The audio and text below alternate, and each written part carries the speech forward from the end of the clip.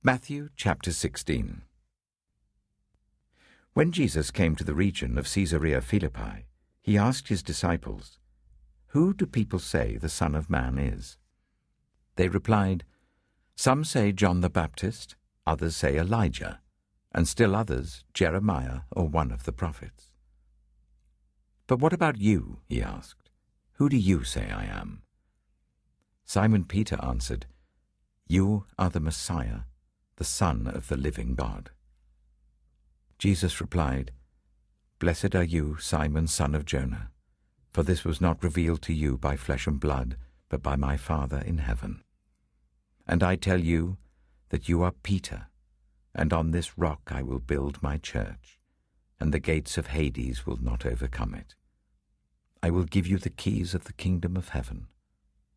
Whatever you bind on earth will be bound in heaven, and whatever you loose on earth will be loosed in heaven."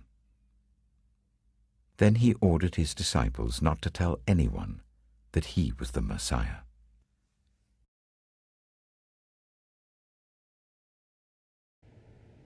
We all wear masks.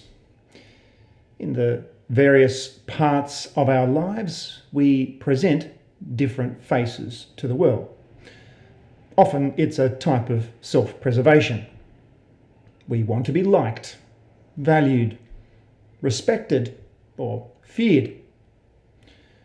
Sometimes it is because we desire something we are afraid that our real self would be unable to get. Occasionally it is because we have something we wish to hide. Other times it is because we feel we will get further in life. The greatest mask that anyone can wear to be liked, valued, respected, feared, to get, to hide, or to achieve is the mask of a fake identity. The Handmaid's Tale by Margaret Atwood, amongst other things, is an incredibly powerful story that shows vividly how fake identities, or perhaps non-identities, can be used to victimize and do the most terrible crimes. In Gilead, fake identity is a weapon. Ready Player One by Ernest Cline takes the concept of fake identities into the age of the internet. In the year 2045, virtually everyone uses the Oasis, a virtual reality universe, to escape who they really are and to construct the avatar they want to be. In fact, the real world is such a bad place, it is really only your identity in the Oasis that really matters. Others, like Twelfth Night by William Shakespeare, A Tale of Two Cities by Charles Dickens, The Talented Mr. Ripley by Patricia Highsmith, all use fake identities as a major theme. All these stories are different in how those identities are used and found out or revealed, but identity is the backbone of where these stories come from and where they go. People's identity is something important to us, which is probably why all these great books have been made into modern stories on the screen. With online privacy and the new digital identity we have to deal with nowadays, fake identity is a real issue for us, unless it is us faking it. So proving someone's identity is very important to us. It is the same with Jesus. Jesus asked his disciples, "Who do you say I am?" Do you know my identity? If you want to know who someone is, what do? You've all had it done to you. Going into the bank, going to renew your driver's license, trying to buy a bottle of alcohol. You are asked for your identity. You show something to prove you are who you say you are. We're so used to this that when we are to go into these situations, We have our proof of identity ready to show. That is kind of what Jesus is doing here in Matthew 16. He is pulling out his credentials, walking up to his disciples and asking, "Who do you say I am?" Jesus does not just randomly ask his disciples this out of the blue. He asks this after showing some credentials. Yes, we can talk about the amazing things he's been doing, the healing, the feeding, walking on water, the control over the wind and waves, as credentials. However, the credentials he presented at the beginning of Matthew 16 are a little bit different. 800 years before Jesus, there was a man who lived out the gospel of Jesus. This man was on a mission. This man was in a boat, and it was overtaken by a storm. This man was asleep from exhaustion. He was woken up by those sailing in the boat and told, "We are going to die." There was a miraculous divine intervention, and the sea was calmed. The sailors then became even more terrified than they were before the storm. In this man's story, he gave his life to save others. This man was dead for 3 days, then miraculous divine intervention returned him to life. You can find his story in the Old Testament book of Jonah. The man was a prophet named Jonah, son of Amittai from Galilee. The parallels to Jesus are in Matthew 8 with the storm and Matthew 12 with his death and resurrection. There is no explicit mention of a Messiah like Jesus in the book of Jonah, and Jonah himself is an unlikable, disobedient, and cowardly man. But Jesus himself invites us to look for the gospel in the story of Jonah, not once but twice in Matthew. Jonah and Jesus, two similar stories with one big difference. Matthew 12:41, now something greater than Jonah is here. Jesus is talking of himself. I'm the true Jonah. He calls this the sign of Jonah. By this he meant that he is going to calm all storms, still all waves. He's going to destroy destruction, break brokenness, and kill death. How can he do all that? He can only do it because when he was on the cross, he was thrown willingly, like Jonah, into the ultimate storm, under the ultimate waves, the waves of sin and death. Jesus was thrown into the only storm that can actually sink us. That storm is the storm of eternal justice, of what we owe for our wrongdoing. That storm was not calmed, not until it swept Jesus away. Someday, of course, he will return and still all storms for eternity. If you let that go through to the very core of you, then you know Jesus' identity. You know God loves you. You know he cares. You can handle anything in life. That is what Jesus meant in Matthew 16:4 with his restating of the sign of Jonah. It is an identity check for Jesus as Messiah. The average person you walk by on the street, you do not need to know their identity. There are those that you do need to know and who they are right away. The most famous, of course, is the police officer. They have a uniform.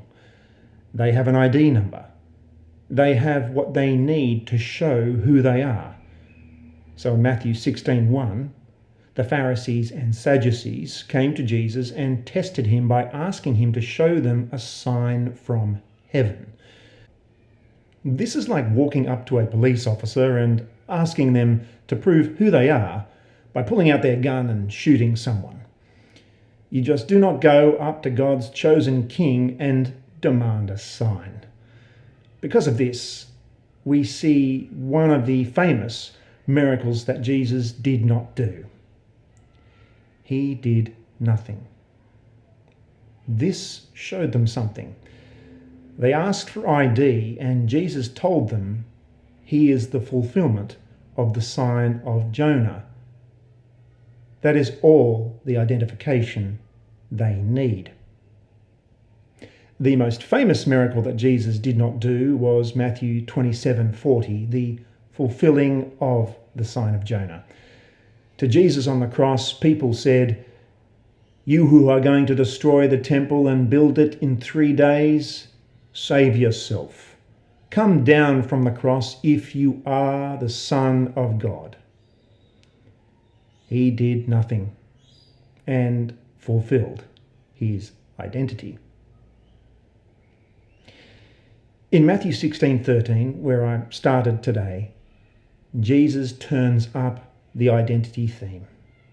He asked his disciples, "Who do people say the Son of Man is?" Why ask? Because, like the police officer in front of you, when the Messiah, Christ, God's chosen King, is in front of you, it is very important that you can confirm that identity. Once again, it is Peter who speaks the truth before anyone else. Matthew 16:16, Simon Peter answered, "You are the Messiah, the Son of the living God." He got Jesus' identity. The next words of Jesus are the most disputed words in church history. Matthew 16:17 and 18, Jesus replied, "Blessed are you, Simon, son of Jonah, for this was not revealed to you by flesh and blood, but by my Father in heaven. And I tell you that you are Peter, and on this rock I will build my church, and the gates of Hades will not overcome it." If nothing else, Peter really does have a special place in Jesus' thinking. And why not? He has been the first among the disciples to respond almost every time. He was the first to see things, the leader gifted by God in the first steps of organization and evangelism after the resurrection. Read the book of Acts. But not only was this leadership bound up with Peter's unique role in history, the gospel authority given to Peter by Jesus. Matthew 16:19, "I will give you the keys of the kingdom of heaven. Whatever you bind on earth will be bound in heaven, and whatever you loose on earth will be loosed in heaven." In Matthew 18:18, it is given to all the apostles. This is what we should expect. The church is built on the foundation of the prophets and the apostles. Peter was first among equals. For now, Jesus' mission was first. The church was to be built with Peter as a foundation, but this was to be built on Jesus' identity as Messiah, set up in his purpose, his mission, the gospel, and the sign of Jonah needed to happen. Next, in Matthew 16:21, Jesus began to explain to his disciples that he must go to Jerusalem and suffer many things at the hands of the elders, the chief priests, and the teachers of the law, and that he must be killed and on the third day be raised to life. Here we have the gospel of Jesus bound up in his identity. Anything other than this gospel is against Jesus' purpose. Anything other than this purpose of Jesus is against God. After Jesus pronounces this gospel to the disciples, Matthew 16:22, Peter took him aside and began to rebuke him. "Never, Lord," he said. "This shall never happen to you." Peter had no idea that the identity of Jesus was bound up in this happening. Peter opposing the purpose of Jesus' identity was a big deal. Jesus turned and said to Peter, "Get behind me, Satan. You are a stumbling block to me. You do not have in mind the concerns of God, but merely human concerns." So significant was his understanding that Jesus was the Messiah, the Son of the living God, that his understanding could only have come from God the Father. Also, so significant was his denial of Jesus' full identity and the role as the Messiah, the Son of the living God, that his misunderstanding could only have come from Satan. If there was to be a church that was to be built on Peter, then that church was to be built on Jesus' identity and purpose only. What do we do with Jesus' identity? I think it is important for us to know what Jesus was claiming when he was showing us his identity. Both here in Matthew 16 with the sign of Jonah and his asking the disciples, and with the fulfillment of the sign of Jonah with his death and resurrection, he was claiming not only to be God, but claiming to be on the mission that God has to save his people from their own judgment and destruction. What we do with the identity of Jesus is what we do with any identity. Accept it or reject it. Jesus either faked his own identity or fooled himself with a fake mask, or he was God. There is no getting out of this because he has presented his identity to you today. What do we do with his identity? We let him in and let him do his job. His identity is not just who he is, but what he is qualified to do. He is qualified to come into our lives and have us follow him and reshape us into the very people of God. Forgiven, not destined for destruction, not afraid, hopeful of a future that goes beyond our current circumstances and beyond our own death. Imagine yourself as a living house. You accept the identity of God, the builder, to come in and renovate you. Jesus is his qualified tradesperson. At first you understand what he is doing. He's getting the drains right and stopping the leaks in the roof and so on. You knew those jobs needed doing, so you're not surprised. Then he starts knocking the house about in a way that hurts and does not seem to make any sense. What is he doing? He's building quite a different house from the one you thought of. Throwing out a new wing here, putting on an extra floor there, running up towers, making courtyards. You thought you were being made into a decent little cottage. He is building a palace. He intends to come in and live in it himself. That is what Jesus' identity allows us to be, a very dwelling place for God.